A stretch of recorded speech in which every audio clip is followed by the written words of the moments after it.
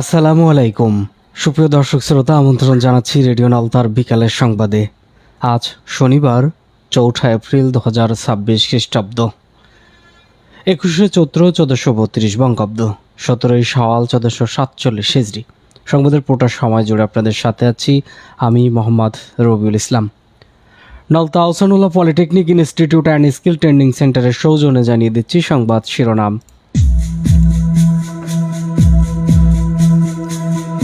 শিশু পরিবারের বরাদ্দে দুর্নীতি সহ্য করা হবে না বললেন সমাজ কল্যাণ মন্ত্রী। অন্য কেউ সরকারে এলে জানালি তেলের দাম বাড়ানো ছাড়া উপায় ছিল না বললেন চিফ হুইপ।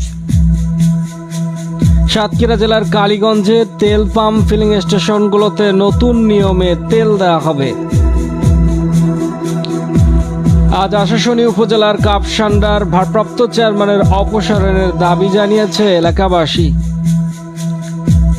শ্যামনগরের নূরনগর আশালতা মাধ্যমিক বিদ্যালয়ে সাহিত্য আসর অনুষ্ঠিত। আগামীকাল 5 এপ্রিল থেকে 18 জেলায় হামের টিকা কর্মসূচি শুরু হচ্ছে। দলীয় প্রধানের পদ ছাড়লেন পরিকল্পনা প্রতিমন্ত্রী জোনায়েদ সাকি। 160টির বেশি ড্রোন ভূপাতিত যুদ্ধ বিমান ঠেকাতে নতুন অ্যাম্বুশ কৌশল ইরানের।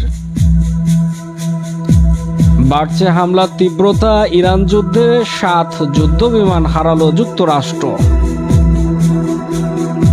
5 শতাধিক ড্রোন দিয়ে ইউক্রেনে রাশিয়ার ব্যাপক হামলা, নিহত 14।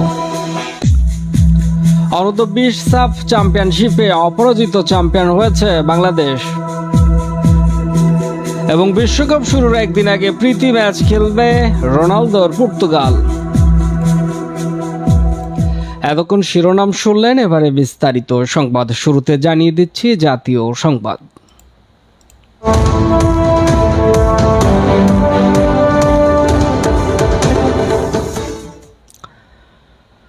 সরকারি শিশু পরিবারের শিশুদের দেশের সম্পদ হিসেবে গড়ে তুলতে সরকার কাজ করছে বলে জানিয়েছেন সমাজ কল্যাণ মন্ত্রী ডক্টর AZM জাহিদ হোসেন। একই সঙ্গে শিশুদের জন্য বরাদ্দকৃত অর্থের কোনো ধরনের দুর্নীতি বরদাস্ত করা হবে না বলেও সতর্ক করেছেন তিনি। গতকাল সন্ধ্যায় রংপুর নগরীর মডার্ন মোড়ে অবস্থিত সরকারি শিশু পরিবার পরিদর্শন শেষে সাংবাদিকদের প্রশ্নের জবাবে তিনি এই কথা বলেন। মন্ত্রী বলেন, সমাজের অবহেলিত শিশুদের